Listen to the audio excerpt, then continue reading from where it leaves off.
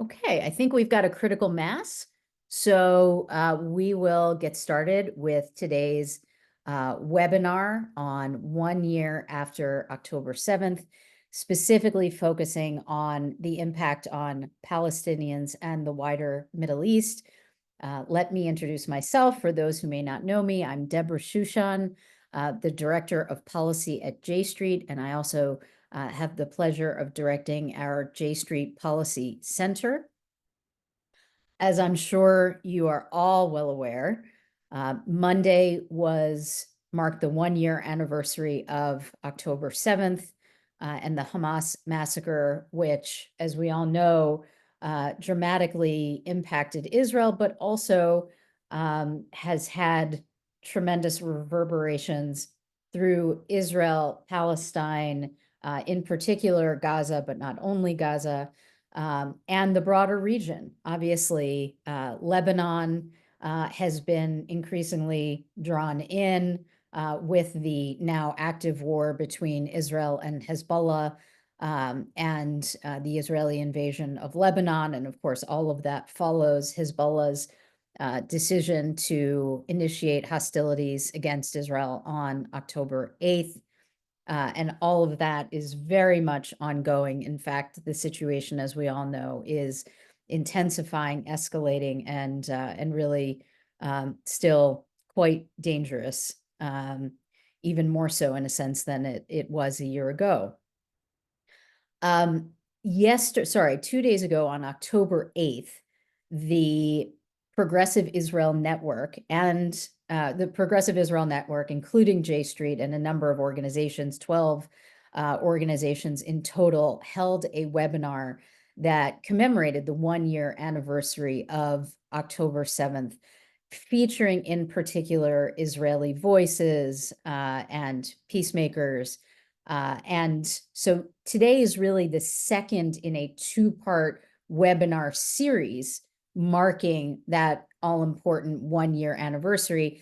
This one is organized by the J Street Policy Center, also in conjunction with the Progressive Israel Network. And I want to say that we are very grateful to our PIN partners for co-hosting this webinar with us to analyze the broader impact of the October 7th attack and the war in Gaza, the war in Lebanon, that have followed.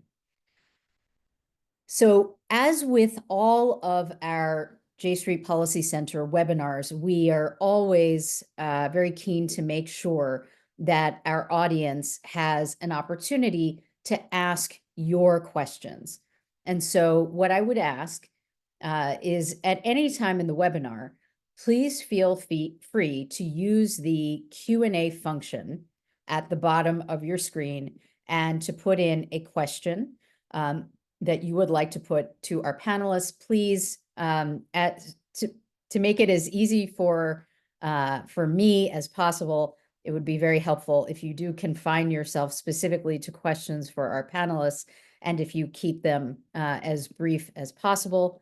And we look forward to putting as many of those questions as we can to our guests today. Let me also mention that a recording of this discussion will be available later today on our YouTube channel for everyone to rewatch and share. And our comms team here at J Street is also going to turn the webinar into a podcast, and we look forward to sharing that as well. And with that, I'm going to introduce the two speakers that we are honored to host today. And I'll start by introducing Marissa Khurma. She is the program director of the Middle East program at the Wilson Center, which is an organization chartered by Congress to provide nonpartisan counsel and insights on global affairs to U.S. policymakers.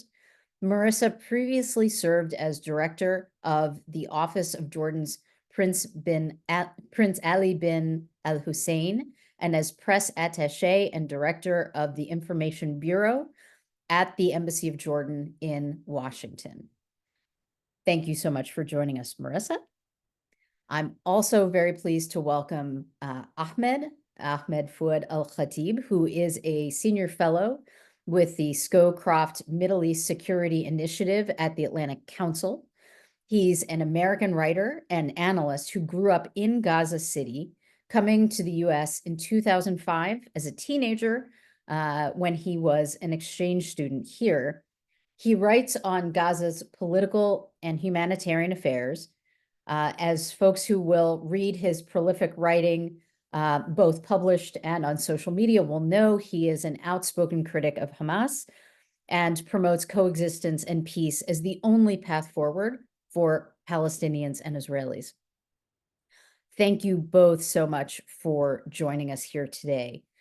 Now, since this is really an opportunity to reflect a year after October 7th, what I'd like to do is give our two guest speakers the opportunity to really just reflect on 1 year after October 7th, with all that we've been through in the past year, and just share your thoughts with us. And so I wonder if I might start with you, Ahmed, and ask you to share some reflections on 1 year after October 7th. Thanks so much for having me, Deborah. Appreciate the opportunity. And I have to open up by just acknowledging how incredibly difficult it has been for me to navigate this entire year. And I want to acknowledge my privilege. I'm a man in Washington, D.C., and living in the safety of the United States, but most of my immediate and extended family or what's left of them, sadly, are still in Gaza or were in Gaza and experienced the different phases of 10/7. And so it has been a challenging year of plowing through this nonstop, never getting a full night's sleep, always sitting by my phone, waiting for that next notification that, God forbid, could be fatal. And that did, in fact, happen on 3 separate occasions. I lost a combined 31 of my immediate and extended family members on October 13th, October 25th,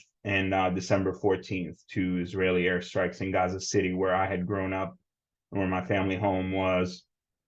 I lived in a family building. Each uncle had a floor, very common in Gaza's densely populated communities, and where in Rafah, which at the time was still designated as a safe area. And that's where almost the entirety of my mom's family were killed in an airstrike on December 14th. I had been, in the lead up to October 7th, tracking different developments and threads that concerned me greatly about what Hamas might be up to. This includes massive protests against the group in July and August of 2023. This includes in June different sources in Gaza who have shared with me that the Qataris were letting Hamas know they may cut off the millions of dollars that they receive in suitcases full of cash every month, and that would be a financial death sentence to Hamas. I've been tracking, and we found out later, of course, that Mr. Netanyahu sent his head of Mossad to Doha and instructed the Qataris to keep that funding going. I've been tracking the potential developments with Saudi-Israeli normalization and how Hamas viewed that as an existential threat to the Palestinian cause. And so the totality of those threads, and then finally just Hamas's lack of progress and the lack of popularity and the clear misalignment even internally within Hamas. I never thought it would be something like an October 7th attack. I never thought they would be able to pull it off in the ways that they have. The scale, the tactical successes that they faced, the incompetence of the IDF that worsened the horror for the civilians in the Gaza envelope and made the hostage taking possible. And I had struggled, for the last year to approach this from an analytical lens that is both dispassionate, using logical argumentation, using the facts and available evidence, while also acknowledging that this isn't an intellectual issue for me that's detached. This is blood and family and my homes and where I'd grown up. This is deeply personal. And so trying to navigate those two was extraordinarily and continues to be extremely and extraordinarily difficult and challenging. I've been blessed by a network of Jewish and Israeli allies and friends. We started 10/7 by reaffirming our commitment to love and respect and to navigating this horrible, unprecedented time.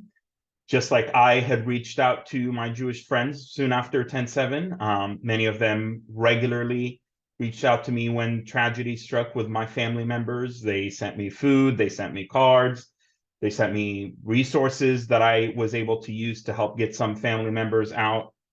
I connected with hostage families, survivors of 10/7, victims of 10/7. I pushed for humanitarian projects. Deborah, when we first met, it was around trying to get J Street to support my food airdrops projects and some other initiatives that I was working towards. And then finally, I never would have thought that this really would extend a year, beyond a year. I truly, sincerely did not believe that was in the realm of possibilities. And I have been heartbroken to see the damage and destruction of Gaza. We'll talk about this, I know, later today, but yeah, it's been an awful time for many of us. And like I said, I'm very privileged, and for me, I've wanted to use that privilege and that access to safety and freedom of speech and the ability to do more for my people and my family as an American living in the United States. And I've just it continues to be a daily struggle. Thank you so much for that, Ahmed, and really speaking from the heart and sharing your reflections. We really greatly appreciate your doing that. And I would be remiss if I didn't extend my deepest condolences. I mean, it is on the one hand, the words that I was thinking of is unimaginable to describe losing 31 members of your family.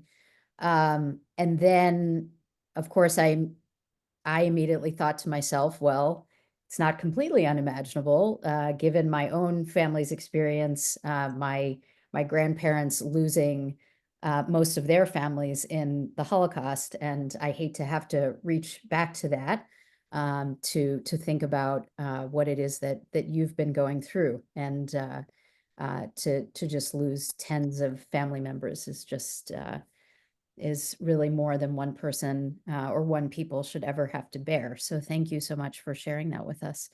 Marissa, can I turn to you for some reflections? Yes, thank you so much, Deborah, and thanks for this kind invitation. And thank you, Ahmed, for sharing and reflecting so honestly, and as Deborah mentioned, from the heart. I'm also in a not the same exact position, but being at a think tank and having to also sift through all the news alerts every single morning since October 7th of last year, and try to be a dispassionate analyst when passions are so high amongst everyone was very, very difficult, continues to be. It's been a very somber year, and a year of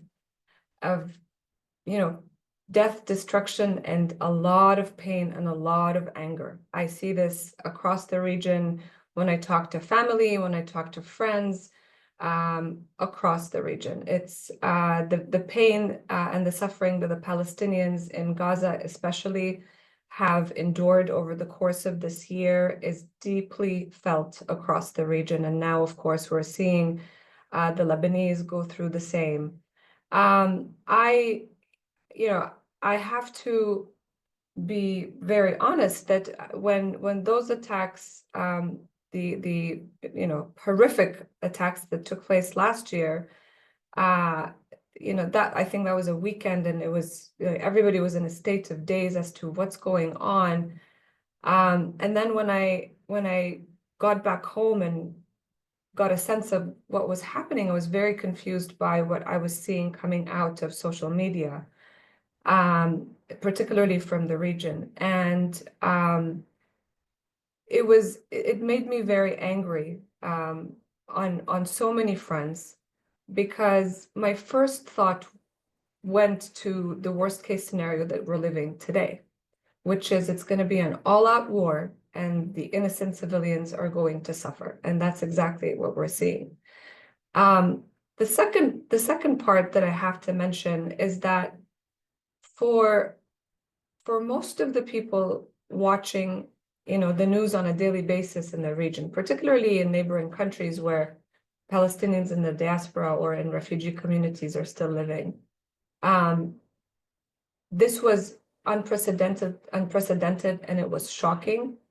But there was also a state of non-shock, because they have been consuming news from Gaza and the West Bank on a daily basis, and that worried. I mean, of course, that's part of the reality. But I think what worried me so much, and what I saw happen so quickly, was this polarization of both communities, that happened so fast. I published a piece just yesterday on how a running theme across this past year in all of my interactions and sifting through news and analyses on a daily basis is dehumanization of the other. And I think, sadly, what has happened is that, first of all, this dehumanization did not start on October 7th. And I think we have to be mindful of that, but that it was absolutely amplified over the course of this past year. And I see how easy it is to slip further and deeper into this cycle, if we don't have frank and open conversations like the one you're hosting today. So I know we will get to all the questions that you have about the region, but I think that echoing Ahmed, there's pain across all communities. I spent half of my time, growing up in Amman, Jordan, with lots of Palestinians friends, and at this point, it's difficult to say that you don't have family members who are of Palestinian origin, because the society is so intermingled, and with so many intermarriages between both communities.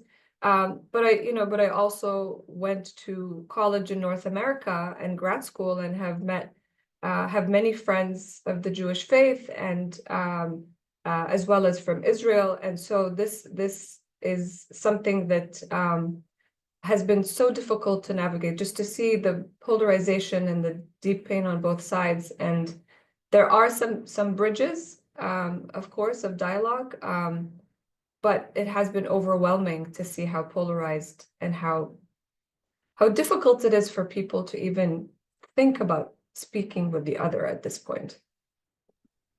Absolutely. Yes, absolutely.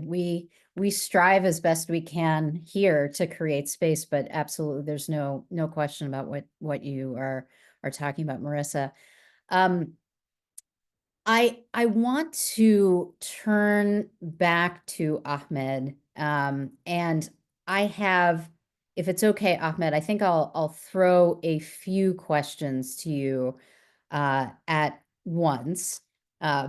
One question comes from an audience member through the Q&A that really directly reacts to what you shared. And the person asks you emotionally, how do you continue to do the work that you do given what is going on? And how do your family members view your work? And maybe we could even broaden it beyond just your family members to the broader Palestinian American community, broader Palestinian community in Gaza and beyond. So if I could ask you about that, and maybe I'll just throw one other question at this point, which is in your comments, I was very interested to hear, that obviously you follow developments in Gaza extremely closely, and that was the case obviously before October 7th as well.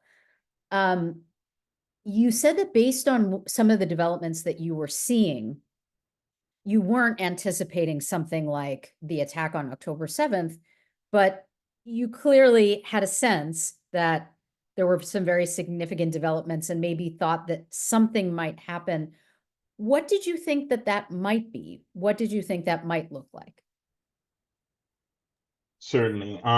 So I'll start with the first one. I mean, it has been incredibly and extraordinarily difficult just on a day-to-day basis to find hope. And I'm generally an optimistic person. I like to see opportunities amidst despair. And I mean, and yesterday at the policy forum that we were at, several of the former ambassadors had spoken about how in the Middle East, a lot of meaningful developments were preceded by war and instability and problems. So I continue to maintain that ethos that out of this horror, out of this unprecedented suffering, dehumanization, polarization, the breaking down really of the Israel and Palestine discourse completely will emerge a shift. It might not be immediately transformative, but it is that realization, that belief that is the akin to like my own nuclear reactor from within that really keeps me going.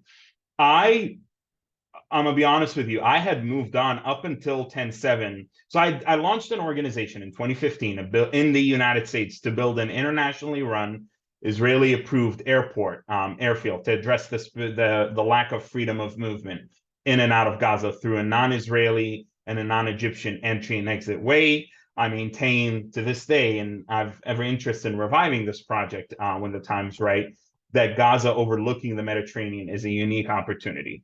When the last administration took power, they had radical shifts in their policies around Israel and Palestine, and that hindered some of the progress that I had made. But I had made, in fact, immense progress.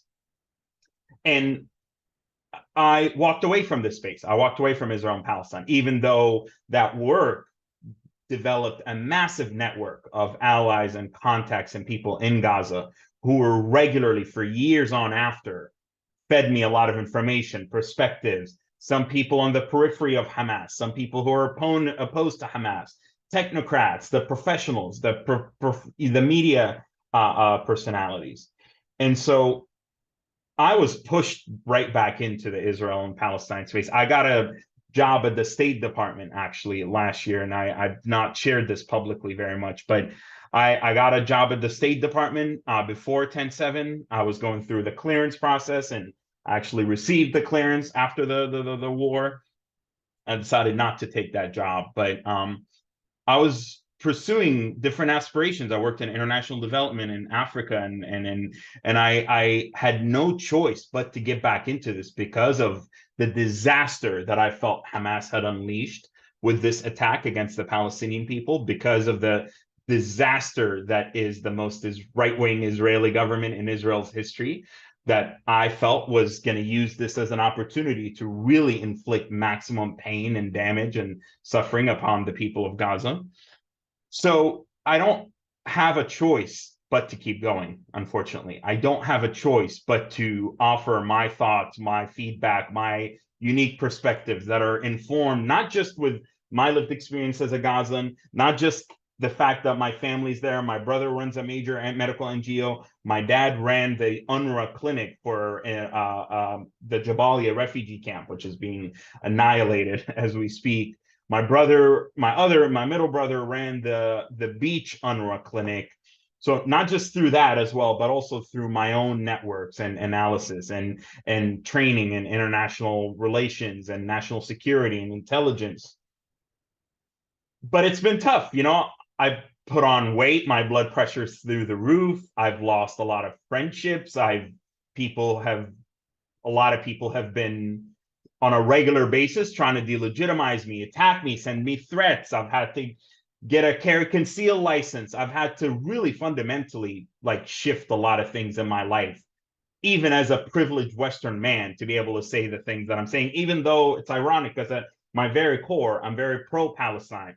On the other hand, I am inspired by the mass number of not just Jewish and Israeli allies, who some of whom have shared with me, thousands of them, that I single-handedly helped them see the Palestinian people in Gaza as human again. Or as simple as this sounds, that I helped them see that they're not all Hamas, they're not all out to kill the Jewish people. And again, this sounds like common sense, but after what happened and the horrors and the hostage situation, people really lost their ability to have empathy and kindness, loving kindness for the Palestinian people. And so I view that as success. I view that as helping people step back from the dehumanization to a certain extent. The number of Arabs, Muslims, and Palestinians that regularly tell me, often in private, and this answers your question of how do other people perceive my work, that thank God someone else is saying what you're saying. Thank God someone else is like saying what we know is true, but we can't say so publicly. And on the one hand, I can understand people in Gaza or the West Bank, fear of safety concerns, maybe. I can understand if you're going through the checkpoints and the daily humiliation of what's happening in the West Bank and the death and killing in Gaza. It might be difficult for you to find time or prioritize speaking out against Hamas when you're in daily survival mode. The part that I find really frustrating are the folks in the diaspora or those who are outside of Gaza or outside of the West Bank, and they've adopted full-on the Hamas armed resistance narrative. They're by no means the majority or the entirety of the pro-Palestine movement, but they've unfortunately taken an oversized voice within the movement, in part because they have not been challenged. And I want to leverage my lived experience, my credibility and authenticity as a Palestinian voice to challenge those narratives. It's tough for my family because some of my family have been harassed by who because of what I'm saying. Some of my family have had to create barriers, if you will, not because they've disowned me or they don't, but they have to survive in an environment that is stuck between a ferocious Israeli war machine and a despicable terrorist organization that kills and jails and tortures opposition and people like it's like killing a fly. My mom, I'll never forget this, when my family were killed and she's now out of Gaza. But when my family were killed on the December 14th airstrike, she said to me, she was like, whoever Israel doesn't finish off with their airstrikes are going to get killed because of your writing and what you're doing. She said that to me, and that weighs heavily on me to this day. But I've decided that, unfortunately, what's happening is far bigger than myself, than my family. That's why I got some of my family out. But I view what's happening as an existential crisis to the Palestinian people. And I view the nefarious actions of Hamas as being a mortal danger to the Palestinian people, that I've made the decision, and you're welcome to call it selfish. You're welcome to say that I am a privileged asshole in the West who doesn't care about his safety, the safety of my family. I made the decision that this is much more important than just my family, than just what my friends in Gaza. And it has been helpful. Even the number of officials that I've spoken to, current and former U.S. officials, who tell me that they want to speak out against what's happening in Gaza and against the war, but they are constrained by the fact that doing so might be seen as aligning with the pro-Hamas, like the pro-Hamas narrative or the crazies within the pro-Palestine movement. So another thing that I've been doing is to separate those two out and to create space where decision makers, where the Jewish community, where Zionists, where humanitarians can connect to what's happening in Gaza, can speak out against it without it being like, am I supporting Hamas or am I not?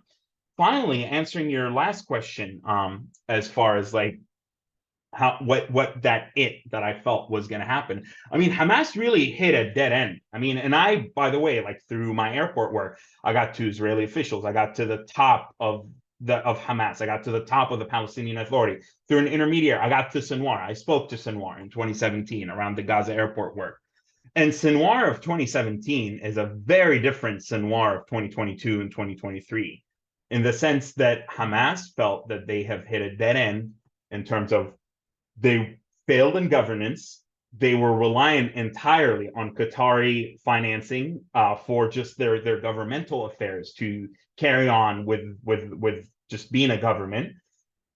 Okay, fine. Iran was sending them a lot of know-how, mainly money, to be able to produce things domestically. They had set up this lavish kind of remote learning, if you will. A lot of the smuggling had ended when Egypt stopped it down to a trickle. Most of the munitions that they had, or the tools or the means, they were producing domestically. So still, though, they hit a limit in terms of they couldn't smuggle anything substantive in Gaza. Their arsenal had plateaued. They felt that there was no political horizon with the Palestinian Authority. The Arabs are moving on. The Abraham Accords meant that the Palestinian issue was becoming, secondary to this newly emerging alliance against Iran. And then finally, and this to me is actually the most critical piece, and I'll conclude with this.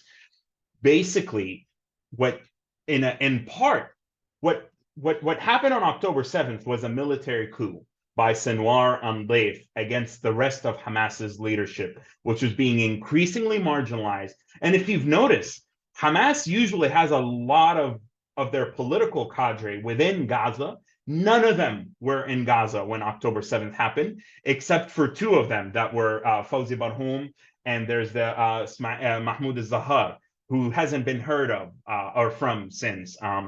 They had been pushed out. They were told that something was going to happen and that you would be able to serve Hamas better in Turkey, in Lebanon, in Doha, and in Tehran. So the totality of those threads, again, the end of a political horizon, Hamas was being cornered, and Sinwar felt that a suicidal adventure like this, that is both a military coup, kind of a gamble, he had hoped to get Iran and Hezbollah and the Houthis in a position where they are directly fighting Israel, something that they haven't done in many years. And unfortunately and regrettably, it took several months, but ultimately he was successful. And so from his twisted thinking, he views 10-7 as success. And I'll leave you with this. I was talking to a senior Qatari official who shared with me that Sinwar, and unfortunately, he was saying it in a very complimentary manner. He was saying that I've been in X country for over a decade, and I used to see 10 or 15 or 100 pro-Palestine protesters come before my window from the embassy. And now I see 10,000, 20,000, 30,000 on a regular basis.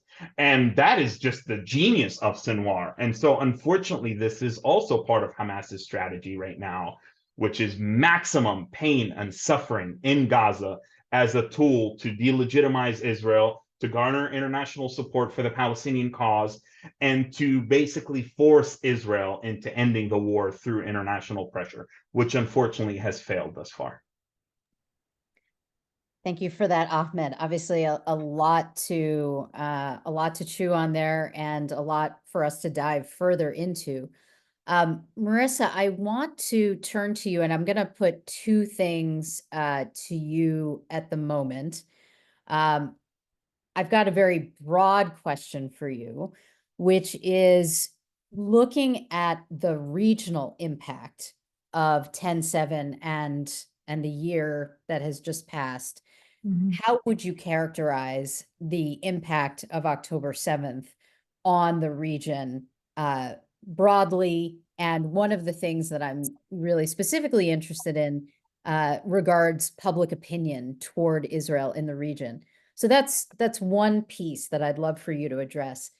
The other thing is I want to pose to you one of the questions that we got for the Q&A, which is directed at you. You spoke about very movingly about polarization in your initial comments, and this questioner asks, given that polarization, what bridges do you see or can you imagine built? Thank you so much, Deborah. So on how this has impacted the region, going back to what Ahmed was talking about, the region before October 7th was at a very different place, where the Palestinian-Israeli conflict had been sidelined in terms of an active political process to resolve it in terms of a peace process, and in terms of U.S. or Western engagement to resolve it, right? And of course, the Abraham Accords had completely taken over headlines in the West, especially here in the United States, where the UAE, Bahrain, and Morocco took these leaps of faith to normalize relations with Israel and to expand, economic relations, political relations, military relations, people-to-people engagements, etc. So the region was aware of all of these changes, but I think public opinion was still pretty much where it always was with regards to the Palestinian cause and the Palestinian-Israeli conflict. Because once again, I think, I'm a native Arabic speaker as Ahmed, and when I wake up in the morning, I check the US media, I check the Israeli media in English, and I check the Arab media, which, by the way, is pretty good at covering Israeli media and what they say. And before October 7th, there's always something happening in the West Bank. There was a lot more focus on the West Bank in 2023 prior to October 7th, because that was also the deadliest year for Palestinians before October 7th took place, because of the various incursions by the IDF into the West Bank, particularly to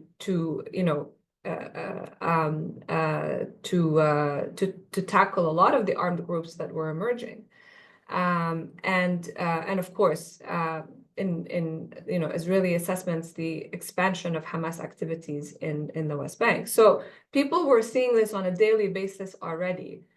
Public opinion surveys on the Abraham Accords showcased a decline. There was maybe some support in the countries that took that step towards normalizing. Across the board, there was less support, but then that started to decline over the last, again, this is prior to October 7th.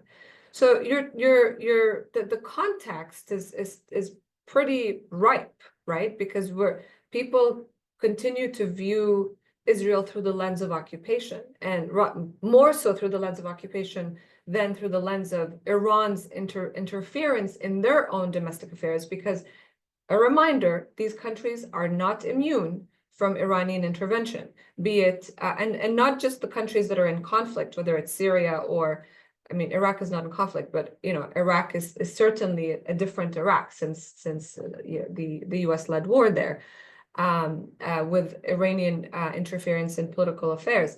But across the board, be it Jordan or, the GCC, and the GCC in particular,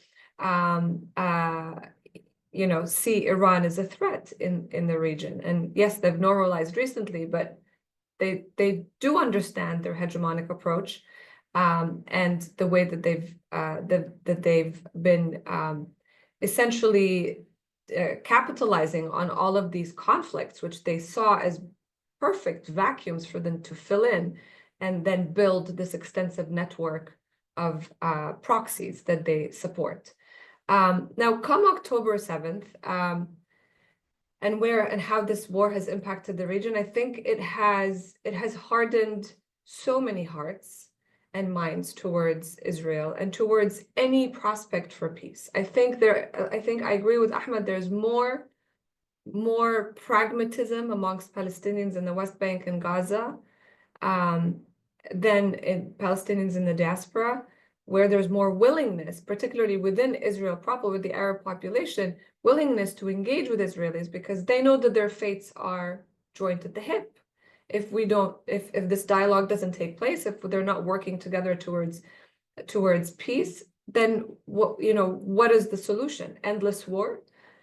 And that's, again, going back to what Ahmed said, that is pretty much what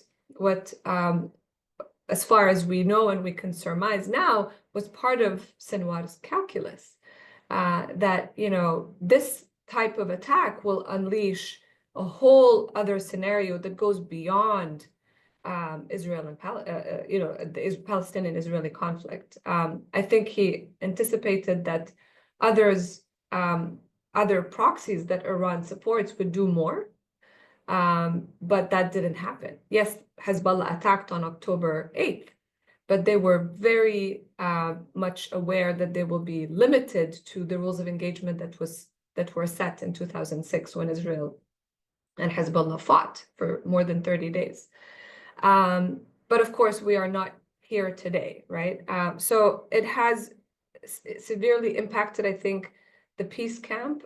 Those who are still committed to the two-state solution will have more private conversations about it.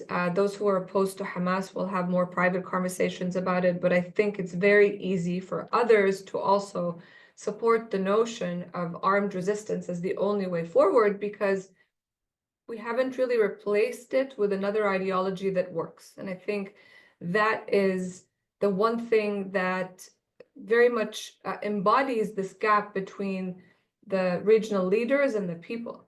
The regional leaders are still committed. They're speaking on behalf of the people, but they're still committed to a two-state solution because, as a reminder, to the audience, all the members of the 22 Arab countries that form the Arab League met in Bahrain this early summer and revived the Arab Peace Initiative in the midst of this war, in the midst of the horror and the pain and the suffering that everybody's watching in their countries. They still committed towards it, which of course, as a reminder, promises normalizing with all the Arab countries, with Israel, if and when the occupation of Palestinian territory ends and a Palestinian state is created, right? So there is this gap between the regional leaders and the people.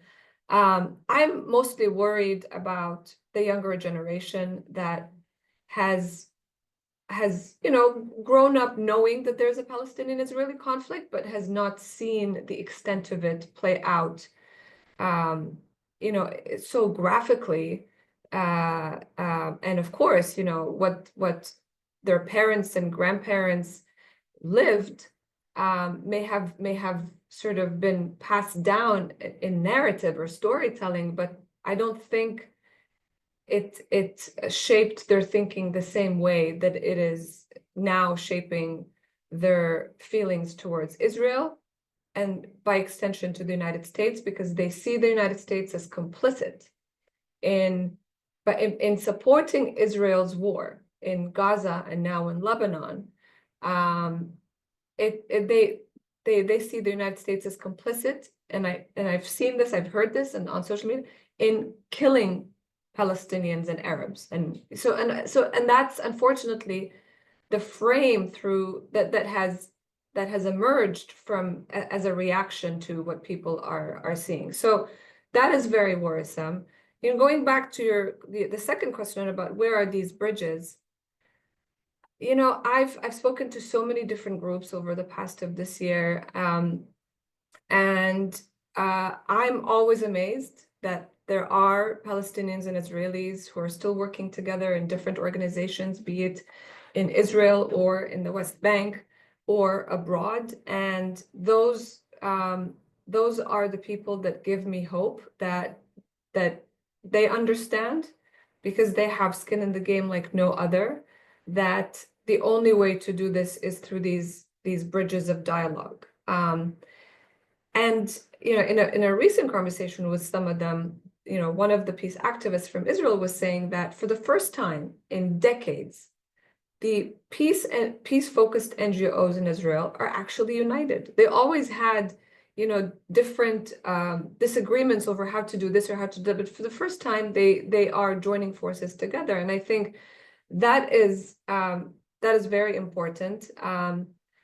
It's very difficult to take the space publicly if you are in Jordan or in Egypt, and to talk about openly about criticizing Hamas and referring to it in public as a terrorist organization. That is difficult because right now a lot of people understand that Sinwar unleashed this beast for the past year, but they are very much driven by what they're watching. And I think, again, as long as there's no alternative ideology to that of armed resistance, And, 30 plus years since Oslo, where that didn't go anywhere, it only solidified the occupation in the eyes of people in the region, then you will have this type of support emerging in public opinion. But the last point I'll make is that, and in a recent conversation I had in Tampa on this very topic with a great panel, public opinion is not static. It is also impacted by developments, and if there are developments towards peace and reconciliation, then you're going to see a shift. It's not going to happen overnight, and especially after this past year, it's going to take generations to get to where we are. But the Israeli panelist had reminded us that when Oslo was signed, a lot of Israelis still saw the PLO as a terrorist organization. And so these shifts can take place. And I think that's what we have to sift through when we're looking back to look at what worked and how we can bring it over in a new context, in a new reality that it's much harsher and much more difficult, and give it a shot and at least maintain these bridges of dialogue at a minimum. Thank you for that, Marissa. I do want to acknowledge that we've gotten a lot of questions in the Q&A, and we clearly will not be able to get to all of them. So my apologies to our audience for that. And we'll use the remaining time we have to do the best we can here. But I want to turn back to you, Ahmed. And there have been a lot of questions for you, questions regarding the situation in Gaza. And I want to throw a few different questions at you, if I could, and have you address as what you're able to. But as you know, obviously, and as I want to get to with Marissa just a little bit, we are now in the midst of war in Lebanon, and that has, of course, changed the focus for a lot of people from the situation in Gaza. But we know that the war in Gaza continues. So can you talk a little bit about what the situation is in Gaza now vis-a-vis the war, and how concerned are you about the world forgetting about Gaza as our attention shifts to Lebanon, to Iran, and the potential for, an all-out war, God forbid, between Israel and Iran, drawing in the US and the region more broad? How worried are you about Gaza getting lost and forgotten, even as the war continues there? So that's one admittedly big question. Two other quick things. We have folks who have asked, you've made clear how you personally feel about Hamas. What about people in Gaza? What is your sense in terms of public opinion in Gaza vis-a-vis Hamas? And finally, we had a question that just personally appealed to me that came into the Q&A, and I really want to put it to you, which is about the question of trauma and Palestinian children in particular in the West Bank and Gaza. And what is your sense for what is going to be needed to address that very deep-seated trauma for Palestinian children? So, yes, I mean, this has been one of my chief critiques of this so-called unity of fronts that Hezbollah, the Houthis, and the so-called members of the Axis of Resistance led by the Islamic Republic have spoken about, is that this so-called unity of the fronts is actually now distracting entirely from the war in Gaza, let alone getting Lebanon destroyed and decimated and getting people displaced and all the horrors that are unfolding there. But it is in fact the case that, and I notice it with journalists, I notice it with media people, I notice it in the algorithms of engagement online, like Gaza, the key words that used to in the past, anytime you would have it in a post, would just generate crazy engagement, are no longer doing that because people have short attention spans. they've kept up with this rather for a year, and now they're moving on. So there's a natural human tendency to only latch on to a crisis to a certain extent and then dismiss it either to, oh, well, that's just going to keep going on, or Israel and Palestine has been going on forever and generations or thousands of years and blah, blah, blah. But then you add to it this so-called unity of the fronts and the war in Lebanon and what's happening.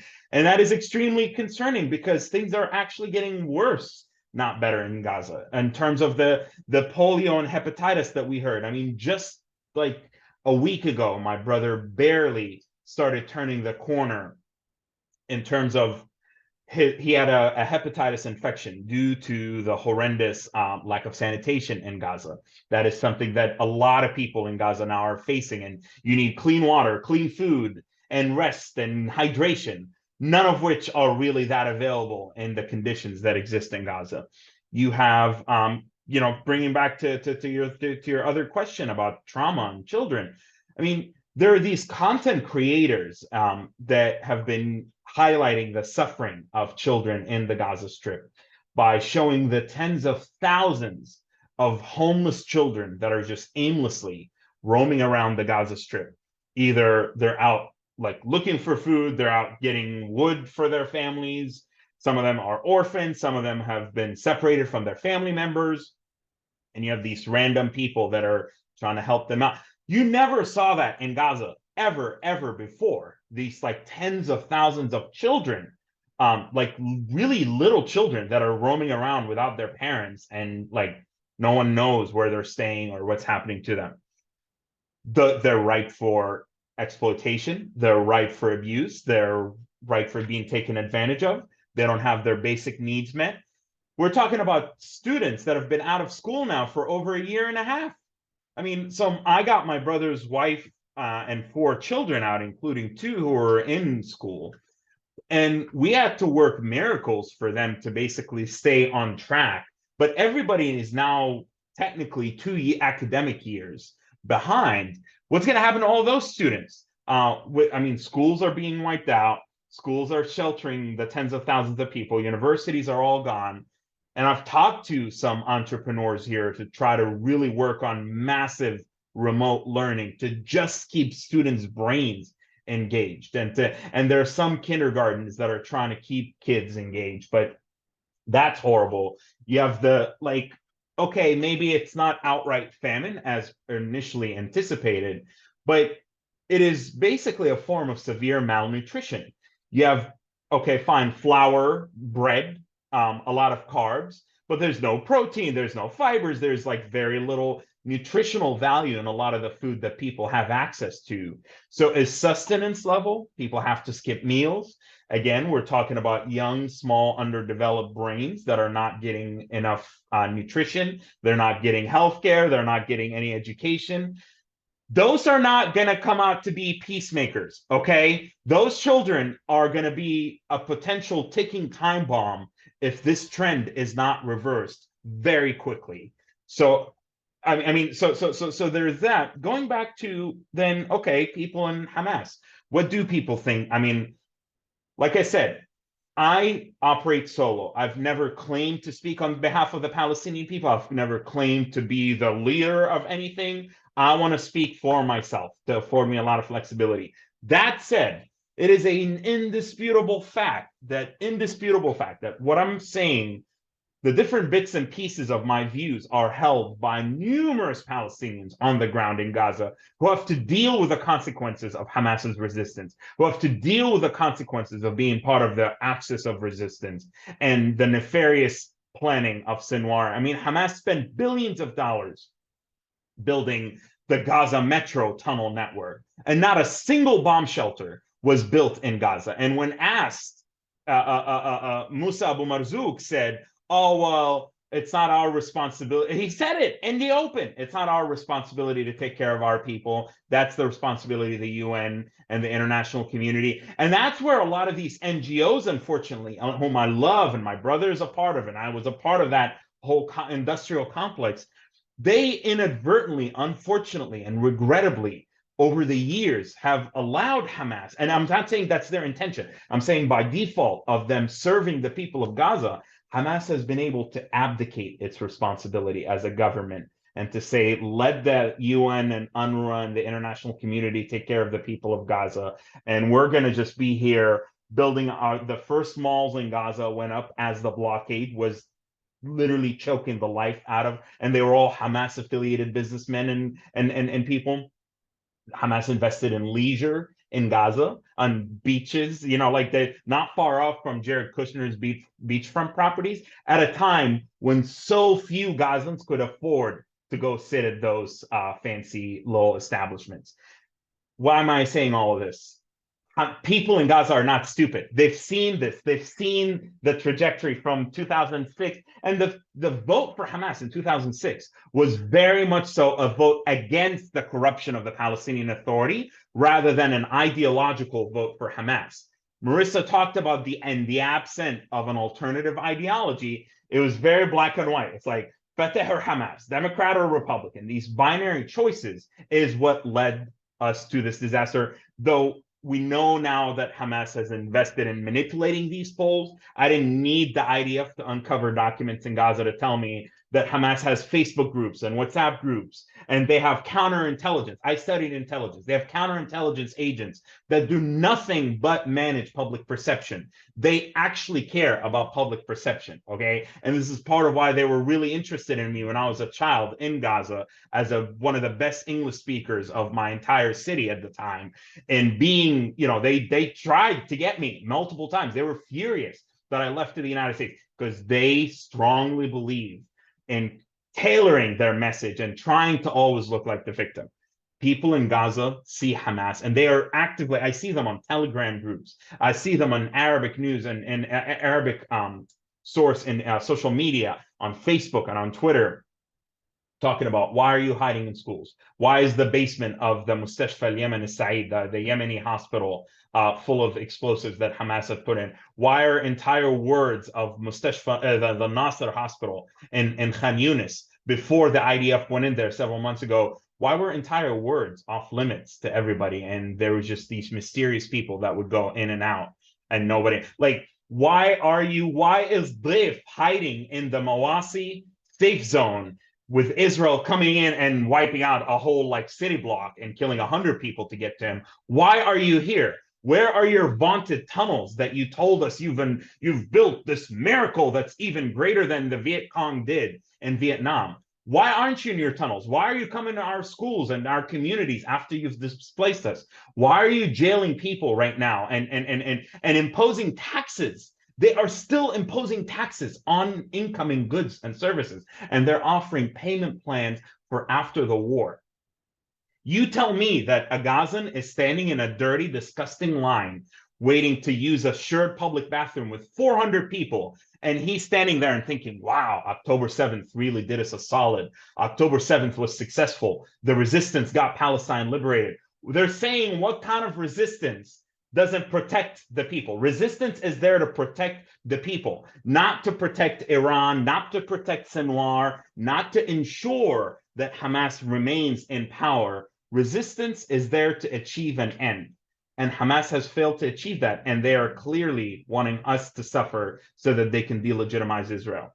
So I stand by my views that I'm not the only one. I might be the loudest. I'm privileged. I'm a loudmouth. I have every intention of using my Western privilege to actually not speak for the people of Gaza. I'm not speaking on anyone's behalf, but to share and relay those sentiments. Because I'm not at the end of the day, I could just move on with my life and who cares?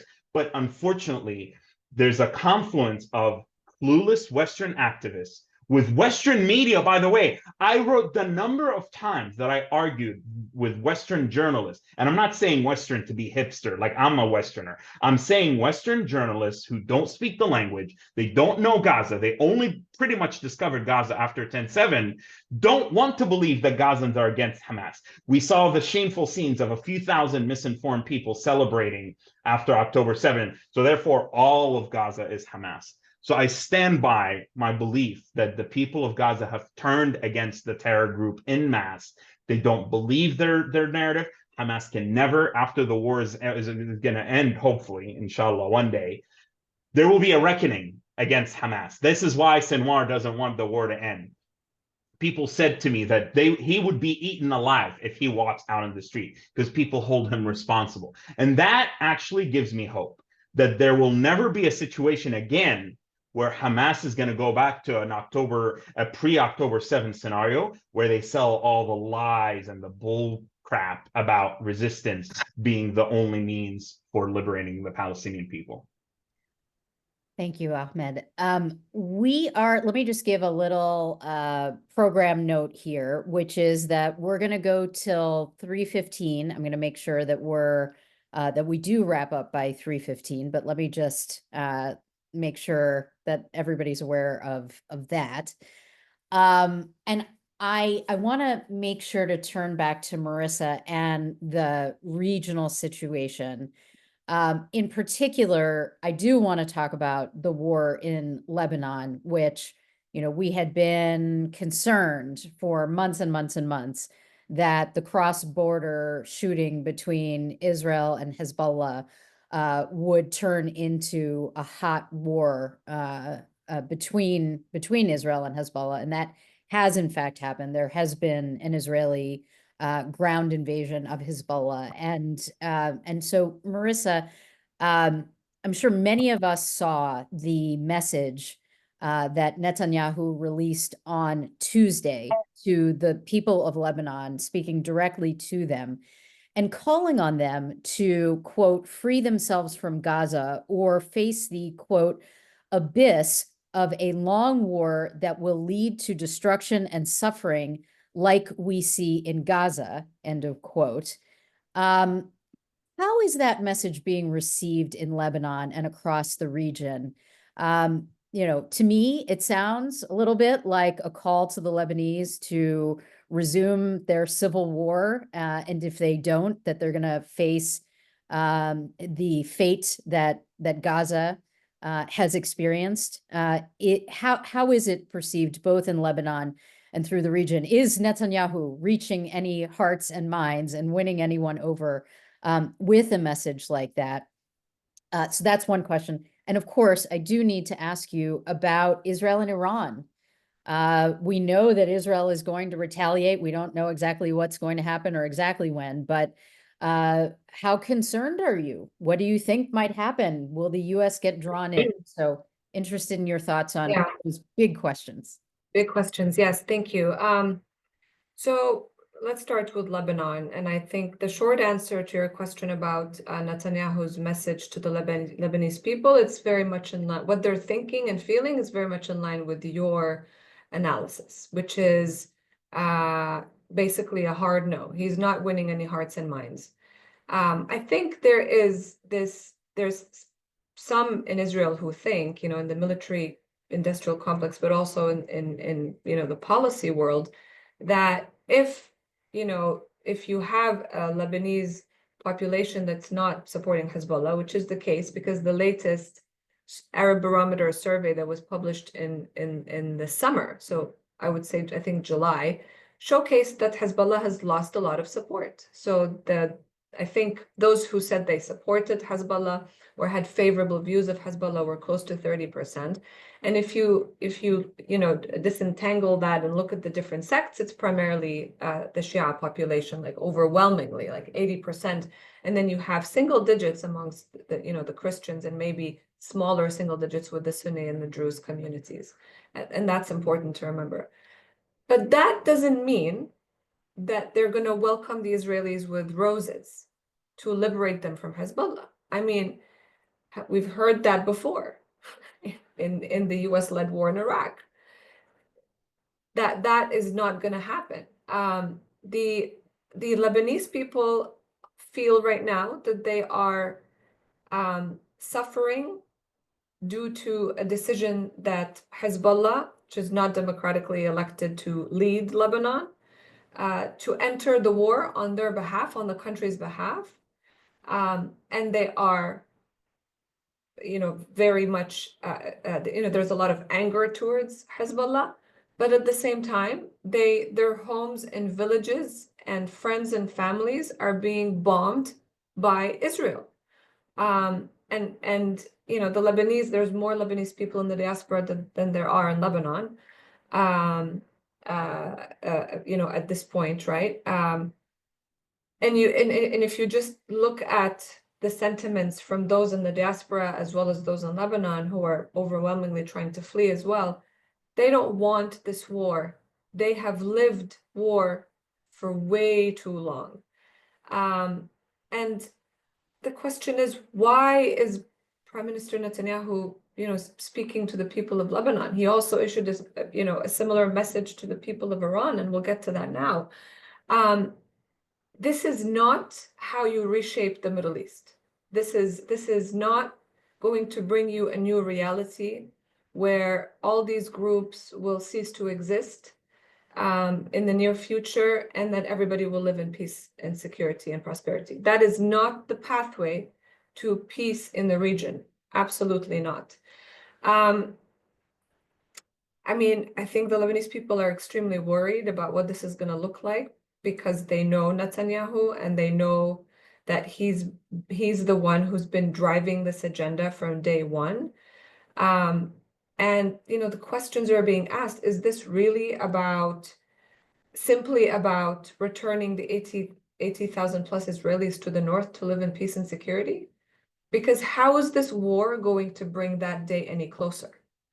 You know, I was asked by a former military commander just last week, who you know is a part of the think tank community here, if this is an opportunity for the Lebanese to tackle the challenges that they have, the political deadlock, the economic crisis. And I said, how will they do that in the midst of war, and you know, when everything is being destroyed? And that's number one. And my question to him was, is this going to be a limited operation? And his response was, I was part of a limited operation in 1982, and that was not limited. And so I think that the specter of the you know, the Israeli invasion of 82 and how long it lasted and how that gave birth to Hezbollah, strengthened Hezbollah, this is very much alive in the minds of the Lebanese people. Now, turning to Iran, I think there's a lot of anxiety and a lot of fear across the region, amongst the, you know, regional leaders and the people about what kind of response we're going to see from Israel. Because if we just analyze the statements coming out of the military and of Netanyahu, then, you know, if we're going to believe every word they say, then it's going to be a very big attack, a very serious, a very significant attack. Those are the words that they have been using, and very surprising. I mean, we've seen also that there are frustrations in the Biden administration about where Israel could go with that type of attack. It's going to impact, you know, whatever it is, it's going to impact, you know, the regional economies. It's going to impact global energy markets. And it's only going to lead to more and more escalation, more war, more death, more destruction across the board.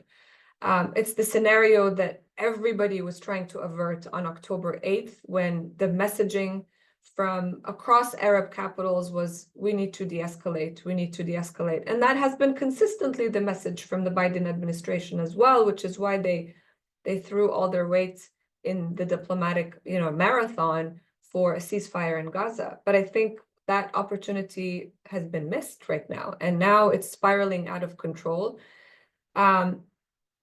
You know, we just heard from representatives from the GCC warning the United States to put more pressure on Israel to rein them in with what type of response they have in mind. But we're also seeing a lot of pushback on the Israeli side. So this is, you know, the next few days, whenever this attack will take place, it's going to be yet another inflection point in this conflict. You know, at this point, you know, we cannot say that we're averting a regional war. We are in a regional war, 100%. It's just what kind of regional war we're going to continue to see, and how intense it's going to be is one on everybody's minds right now.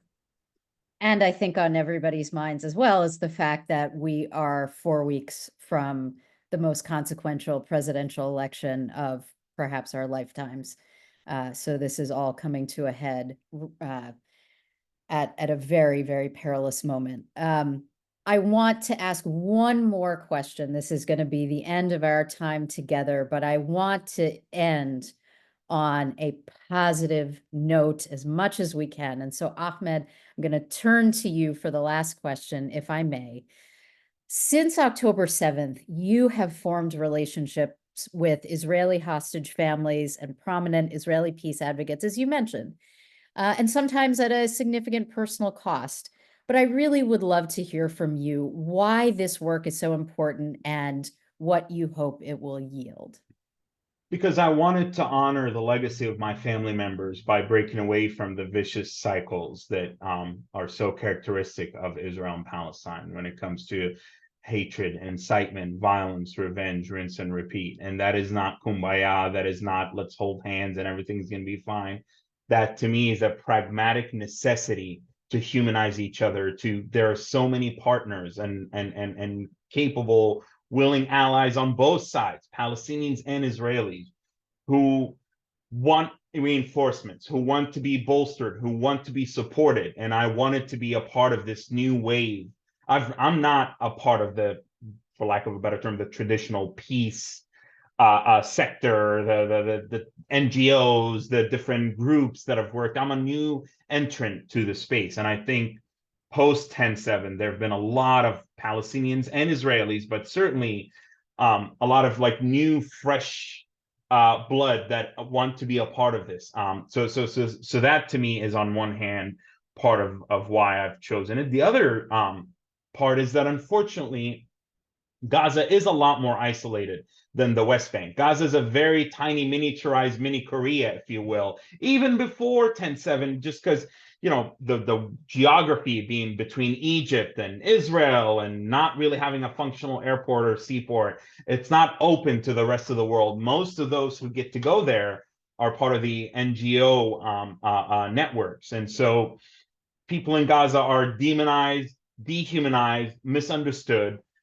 We have beautiful, intelligent, lovely people who are just as capable of nation building and turning Gaza into the beating heart of a future Palestinian state.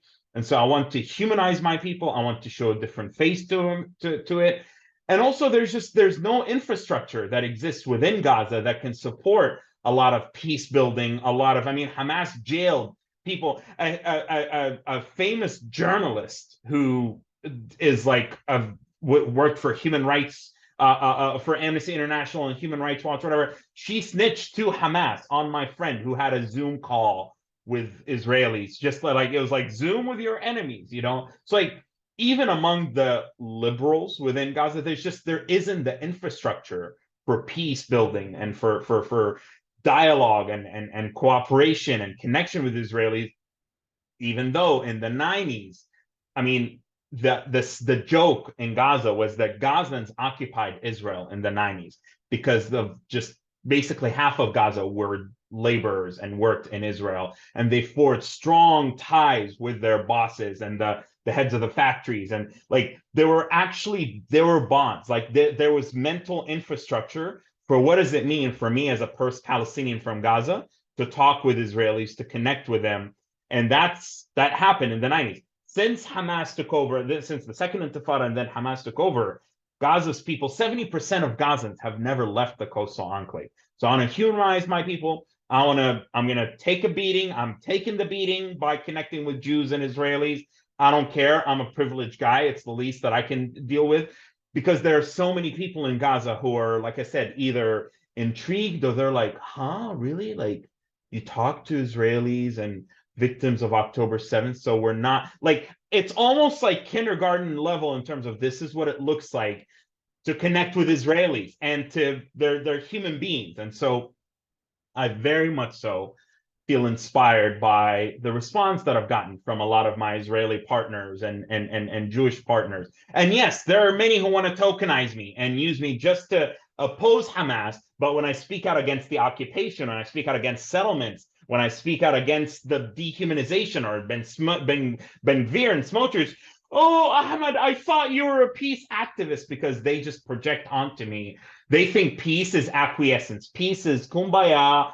We got it wrong. Everything is the Palestinians' fault. And please forgive us. That's not what peace means to me. That's not the space that I want to create. And so I'm really optimistic. And I'll really leave you on a hopeful note, which is that I genuinely believe this will be Gaza's last war. I genuinely believe that after this war, and this is why I'm investing time and effort, and this whole thing probably shaved 10 years off my life, but I think it'll be ultimately worth it, in the sense that people in Gaza finally don't want any more wars. They don't want any more resistance. They want to build their nation. They want Gaza to have a seaport and an airport. They want commerce. They want connectivity. They want political rights. Economic peace alone will never work, as Netanyahu envisioned it. But nevertheless, they see the next fight or the next issue as being in the West Bank, and how to connect Gaza with the West Bank, not Gaza being tied to Yemen and Hezbollah and Iran and all that stuff. So I'm actually optimistic that when this war is over, the future ahead is bright. Well, on that note, let me extend my profound thanks to you, Ahmed, to you, Marissa. Thank you so much for taking this time to commemorate the 1-year anniversary of October 7th and all that is still very obviously unwinding and unfolding. And may we see Ahmed's vision come to fruition. May this somehow be the last war, and may we be part of that change. So thank you so much to both of you, and thank you so much to our audience for joining us today. Have a good rest of the day, everyone. Thank you so much. Thank you so much. Thank you.